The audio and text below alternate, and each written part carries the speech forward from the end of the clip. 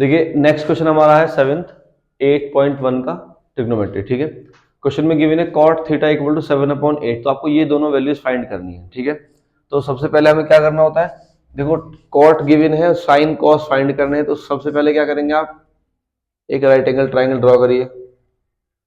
ठीक है, अब देखिए यहाँ थीटा लिखा है तो आप एबीसी से फ्री हो, आप एबीसी कहीं भी लिख सकते हैं, ए बी सी। सपोज करो यहाँ थीटा है, आपका थीटा है तो थीटा के अकॉर्डिंग वही P B P upon H H B लिख लो, एच एच बी। ठीक है, ये आपको पता है। अब यहाँ कॉट है, कॉट कहाँ आता है, पहले पे साइन फिर कॉस फिर टेन और नीचे कॉट होता है। तो कॉट का मतलब है बेस अपॉन परपेंडिकुलर। तो जो ये है वैल्यू 7, ये बेस है आपकी, और थीटा के लिए ये वाली बेस होगी, परपेंडिकुलर आपका ये होगा।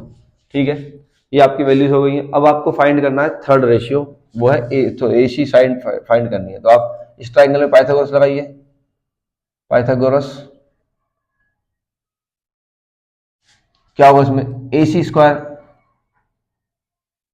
इक्वल टू, डायरेक्ट लिख रहा हूं मैं, 8 स्क्वायर प्लस 7 स्क्वायर, ये होगा। 8 का स्क्वायर होता है 64, 7 का होता है 49। ठीक है, दोनों को ऐड करिए, 311, ये आपको मिला ए सी स्क्वायर। अब यहाँ से ए सी फाइंड करना होगा तो क्या करेंगे, रूट लगा देंगे इसके ऊपर बस।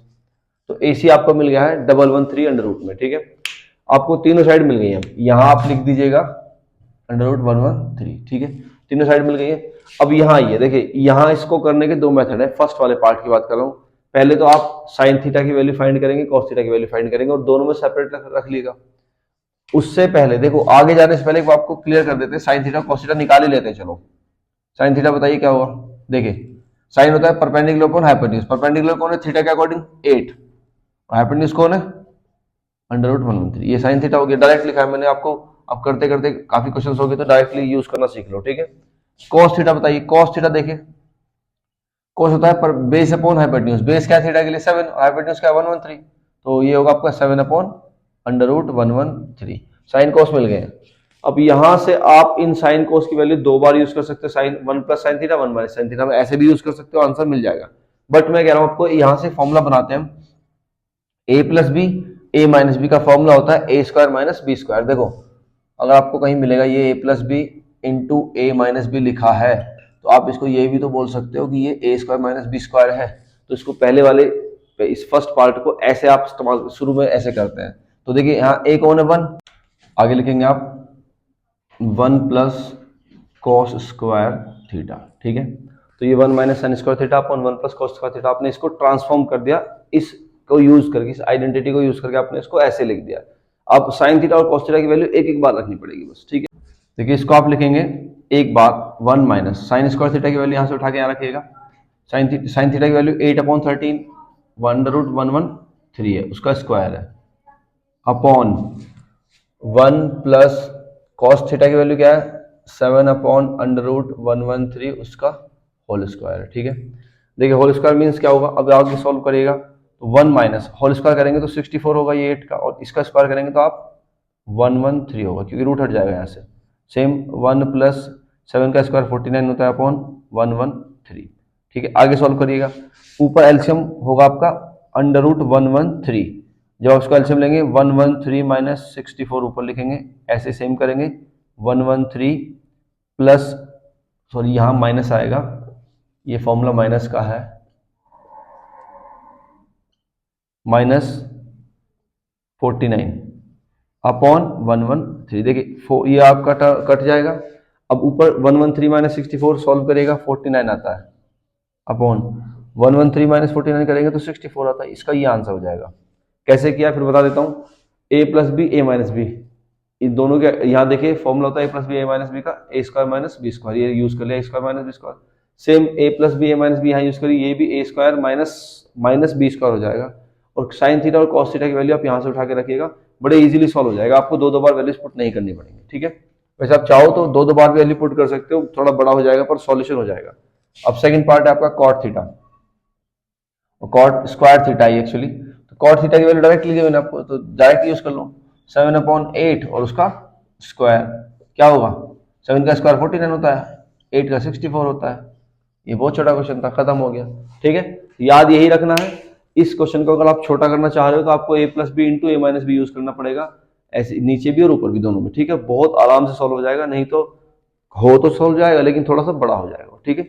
देखिए इसको एक बार जरा देखिए, अभी हमने लास्ट वीडियो तक 7th क्वेश्चन तक कर लिया था। अब हम 8.1 एक्सरसाइज का 8th क्वेश्चन करने जा रहे हैं, ठीक है। इसमें गिवन आपको 3 cot a = 4, आपको प्रूव करना है कि ये दोनों इक्वल है, ठीक है। तो उसके लिए क्या करेंगे, देखिए यहाँ हमारे पास रेशियो क्या गिवन है, कॉट, और हमसे प्रूव में क्या क्या बोला, tan और cos साइन को यूज करना है, ठीक है। तो आप क्या करिए, सबसे पहले इसे ट्राइंगल बनाइएगा।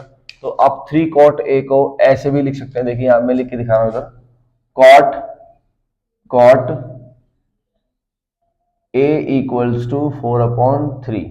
जब आप ट्राइंगल बनाएंगे तो याद रखिएगा, मैंने आपको बताया था जब हमारे पास एंगल होता है a, तो आपको ये एंगल ही लिखना पड़ेगा यहाँ, क्योंकि आप इसी से बात करोगे एंगल ए। अब b और c कहीं भी लिख सकते हैं। आप सपोज करो यहाँ c लिखा है, यहाँ b लिखा है, cot a, अब a के लिए सामने परपेंडिकुलर हो जाएगा। मैंने बताया था एंगल के सामने वाली साइड हमेशा परपेंडिकुलर होती है, तो ये बेस हो गया।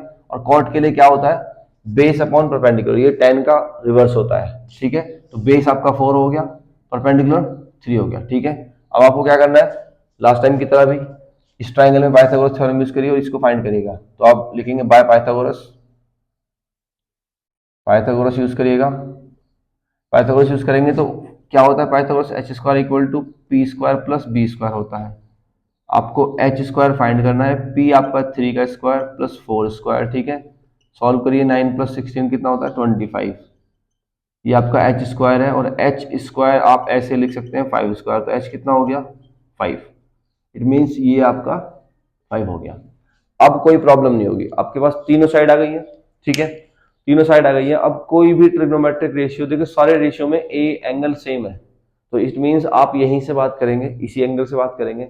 साइन कॉस टेन जो भी आपको फाइंड करना है उस ट्राइंगल से आप इजीली डायरेक्टली यूज कर सकते हो। वो देखिए, चलिए वहां से ट्राइंगल से वैल्यू उठा के यहाँ रखते हैं। तो 1 - tan की वैल्यू क्या होगी, देखो tan a perpendicular upon base, perpendicular कौन है, ये, बेस कौन है, ये, तो क्या होगा 3/4 से। नेक्स्ट है cos a, cos a आपको फाइंड करना है। cos क्या होता है, अब a से बात करोगे तो आपके लिए परपेंडिकुलर बेस हाइपोटेन्यूज, cos होता है बेस अपॉन हाइपोटेन्यूज, क्या होगा 4/5। साइन है, बताइए, साइन है परपेंडिकुलर अपॉन हाइपोटेन्यूज, तो 3/5। इन वैल्यूज को डायरेक्टली उठा के यहाँ रखो। 1 - tan वैल्यू कितना है, 3/4 square upon 1 + 3/4 whole square equal to cos a आपका 4/5 होल स्क्वायर माइनस साइन की वैल्यू है 3/5 होल स्क्वायर। ये आपने भी क्या किया, LHS और RHS दोनों में वैल्यूज पुट करिए। अगर ये दोनों इक्वल होंगी तो आपका क्वेश्चन वेरीफाई है, अदरवाइज नहीं, ठीक है। तो लिखिएगा आगे, देखिए 1 माइनस, इसको सॉल्व करेंगे, 9/16 लिखेंगे अपॉन, सिमिलरली 1 + 9/16 यहाँ होगा इक्वल्स टू 16/25 माइनस 9/25। इसको हम डायरेक्टली सोल्व कर सकते हैं। अब देखिए यहाँ एलसीएम फाइंड करिए, ऊपर एलसीएम 16 होगा, मल्टीप्लाई करिएगा 16 - 9 अपॉन 16 + 9/16 इज इक्वल्स टू, जब आपका डिनोमिनेटर सेम होता है तो एलसीएम सेम होगा आपका ये, तो आप इसको ऐसे ही डायरेक्टली यूज कर सकते हो। 16 से 16 कट हो जाएगा, 16 - 9 कितना होता है 7 अपॉन 16 + 9 कितना होता है 25। और यहाँ देखिए 16 - 9 फिर से 7 होगा, अपॉन में 25 ऑलरेडी लिखा है, तो क्या हुआ, इक्वल है। तो आप लिखेंगे LHS = RHS। Question over. आपको ये करना था, ठीक है। मैं फिर से रिपीट कर देता हूँ, पहले आपको ट्राइंगल फॉर्म करना है कॉट से, ट्रिग्नोमेट्रिक रेशियो से, कॉट से, इनके वैल्यूज यूज करके साइड की, थर्ड वाली पाइथागोरस से थर्ड वाली साइड फाइंड करनी है, फिर tan cos sin के वैल्यू ट्राइंगल से लिखना था। उसके बाद आपको ये सब वैल्यूज यहाँ यूज करनी है और दोनों हैंड इक्वल आने चाहिए बस लास्ट में, ठीक है। करिए।